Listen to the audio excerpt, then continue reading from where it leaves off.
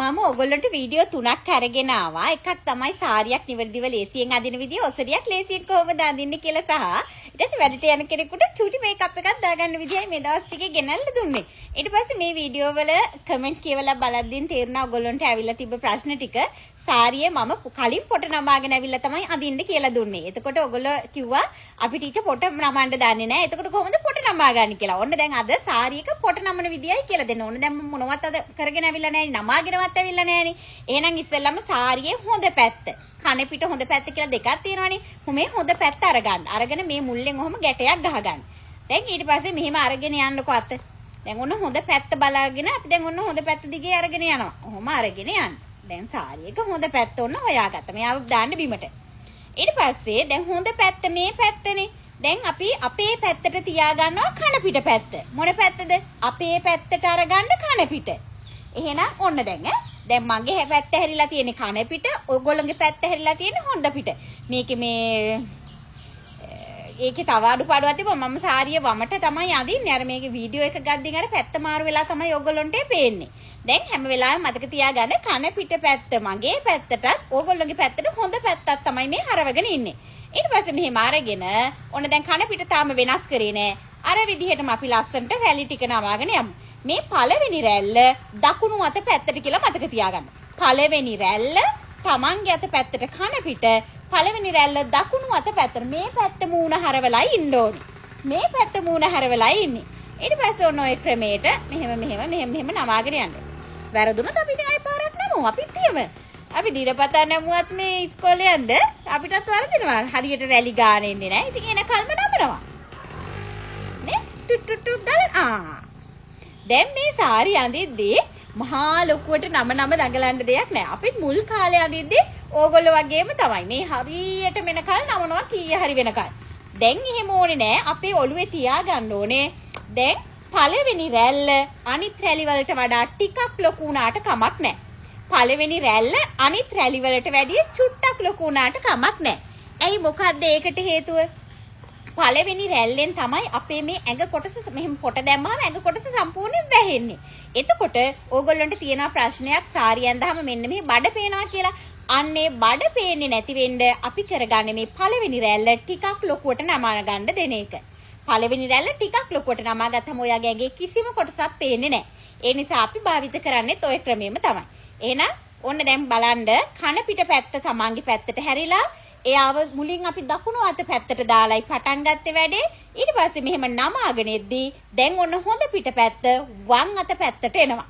හොඳ පැත්ත වම් අත පැත්තට එනවා. සාරියක් නමන නිවැරදි ක්‍රමය තමයි පළමු මේ කන පිට පළමුවට නමන පොට දකුණු අත පැත්තටත් අවසාන වෙන පොට වම් අත පැත්තටත් තියෙන්න ඕනේ. තේරුණාද?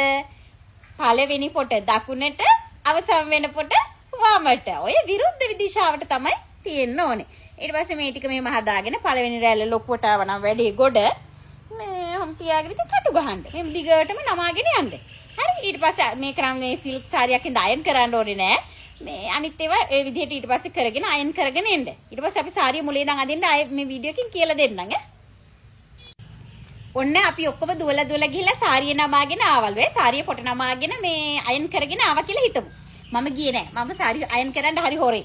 ඒ නිසා ඊට පස්සේ අපි කරන්නේ අන්ඩර්ස්කර්ට් එක සාරිය පාටට අඳින්න, සාරි ජැකට් එක හොඳට ලස්සනට අඬවැය දාලා අඳින්න.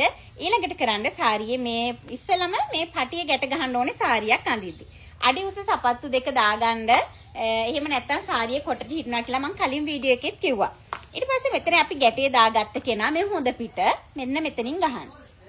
ඊටසේ ලස්සනට මෙහෙම වටයක් මේ තමන්ගේ උස බල අඩි උස සපත් දෙකත් වැහෙන විදිහටම මෙන්න මෙහෙම වටයක් කරකගෙන එන්න.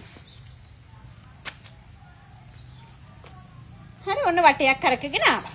ඊට පස්සේ මෙතනින් අර බොරු රැලි ටික අපි ආයේ මේක කඩනවා කියලා මම කලින් වීඩියෝ එකේ දුන්නානේ. මෙන්න මේක ඔන්න ඔහොම කරලා ගහගන්න. හරි. ඊට පස්සේ මෙයාව ඔහොම අරගෙන ආවා. දැන් අපි ලස්සනට නවාගෙන කටු ගහගෙන තියෙන්නේ. ඕගොල්ලෝ මන් නෙවෙයි. මේ ඔහොම අරගෙන ලස්සනට ටුස් ගාලා දාගන්න. බලන්නකෝ ඔච්චරනේ.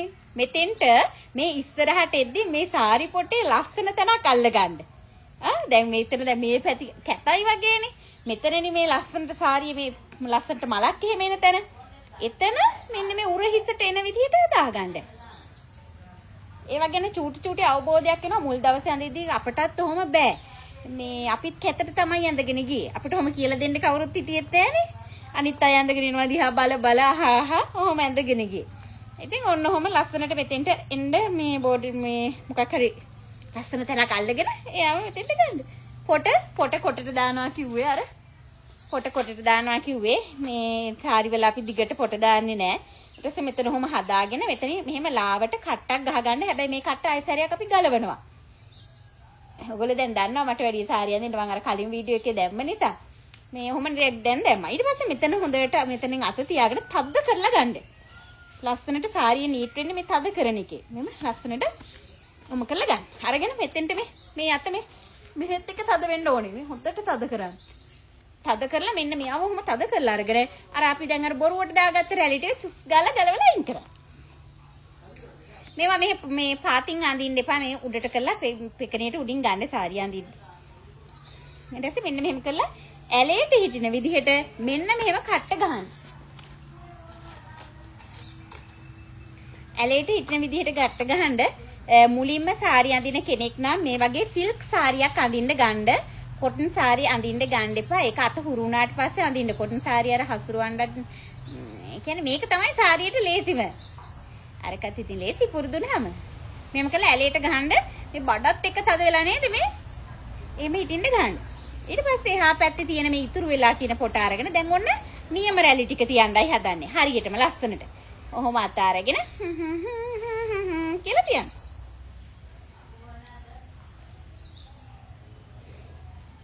විනාඩි ගානයි යන්නේ. ඒකනේ මං කියන්නේ ඔසරිය අඳින්න තව වෙලා යනවා. මේ සාරිය අඳින්න එහෙම යන්නේ නැහැ. මෙහෙම කරලා ගන්න. අරගෙන මෙතනින් කට්ට ගහන්නකෝ. කට්ට ගහලා ඊට පස්සේ මේක කොහොම කරලා චුට්ටක් අතහැරලා මෙන්න මෙතන හදා ගන්න. මෙන්න මෙතන මෙන්න මෙහෙම තද කරලා ගන්න. එතකොට තමයි මෙන්න මේ පැත්තේ අර ලස්සන පොඩි රැලි ටිකක් හිටලා ඇවිදිද්දි ලස්සනට අර රැලි පේන්නේ. අන්න ඒ දේ වෙන්නේ මෙන්න මෙතන ගහන කට්ටේ. මෙහෙම ලස්සනට ඔහොම රැලි හදලා මෙහෙම ඇල කරලා මෙයාව ගහන්න තද කරලා. අඬවියා වලට ගහන්න එපා. මේ ඊට පස්සේ ඔයගොල්ලන්ට টয়ලට් යන්න බෑ. අය මුලක ඉඳන් ගලවන්න වෙනවා. හරි කරදරයක් නේ. ඒ නිසා එහෙම ගහන්න එපා. මම නම් ගහනවා. මට ගමනක් ගිහිල්ලා එනකල් ඉඳ පුළුවන් කද්ද මට ගහ ගන්න පුළුවන්. එතකොට එහෙම ගහපුවාම ලස්සට නීට් එකට තද වෙලාම හිටිනවා සාරිය. හරි? දැන් ඔන්න එකත් හරිනේ. දැන් හරි තදයි. නීට් එකට තියෙනවා. ඊට පස්සේ මෙන්න මේ රැලි ටික මෙතෙන්ට ගහන රැලි ටික මෙතන මේ ගහගත්ත කට්ට ඉවත් කරන්න. ඉවත් කරලා පළවෙනි රැල්ල හදන්න ආයෙසරයක්. ගානට හදන්න. මේ හැම එකක්ම හදද්දී අපි කකුල දිහා නිතරම බලන්න ඕනේ. ඇයි ඒ? තමන්ගේ උස ප්‍රමාණයට හරිද? නැත්තම් පෑගෙනවද? එහෙම නැත්නම් අපි සාරිය කොට නඳිනවද කියලා. ඔහොම කරලා බලලා කොටක් නෑ. හරි ලස්සනට තියෙනවා. කළා ගන්න. හරිනේ. ගහලා මෙතනින් ඔහොම කළා ලස්සන කට්ටක් අරගෙන මෙතනින් ඔහොම තද කරලා ගහන්න. දැන් ඔන්න හරි. දැන් ඔන්න සාරියත් හරි ලස්සනට තදට තියෙනවා. ඊට පස්සේ මේ ඕන්නම් මෙතන ගලවලා ආයෙසරයක් අපිට තව මේක තද මදි වගේ හිතෙනවා නම් මෙතන ගලවලා අපි දැන් පළවෙනියට ගහපු එක නේ ඔය තියෙන්නේ. ගලවලා මේම කළා තව ඇදලා හැබැයි මේක මේ අවුල් කරගන්න එපා. අර මෙතන හොඳට අල්ලගෙනම ඉන්න. ඔහොම තද කරලා අරගෙන මෙතනනුත් ගහන්න. මට නම් එහෙම තද කරලා ගලවන්න දැන් ඕනෙකම නැහැ. හොඳට නීට් එකට තද වෙලයි තියෙන්නේ. නේ? ඊළඟට වැඩට යන්න මේකප් එක ඊයේ මේ වීඩියෝ එකත් ගෙනාවා. හැබැයි මම මේ වගේ නම් ගම් කිව්වේ නැහැ කියලා වට මොනවා හරි කිව්වනේ. මේක කේලෝන් ස්ටික් එක. අපි මේකෙන් තමයි ලප කැලෑල් ටික වහන්නේ. මේක උඩින් දාන්න දාද්දින් බෙල්ලටත් එක්ක දාන්න. නැත්තම් බෙල්ල එක පාටක් මූණ එක පාටක් වෙනවා. ගොඩ දාන්නත් එපා. මේවා තෝරගද්දි තලෙලු කෙනෙක් නම් ගුරු පාටි ස්ටික් එක ගන්න. නැත්තම් කහ පාට ලා පාට වල ගත්තාම අපි මේ මොනා හරි ගාලා වගේ මේ පේනවා. ඒ නිසා මේ තලෙලු කෙනෙක් නම් ගුරු පාටින්ම ගන්න. මගේ ස්ටික් එකත් ගුරු පාටයි. ගුරු පාටින් ගන්න. කේලෝන් ස්ටික් මේකේ වර්ග දෙකක් තියෙනවා. 6000 ගානට එකක් තියෙනවා. 2000 ගානට එකකුත් තියෙනවා.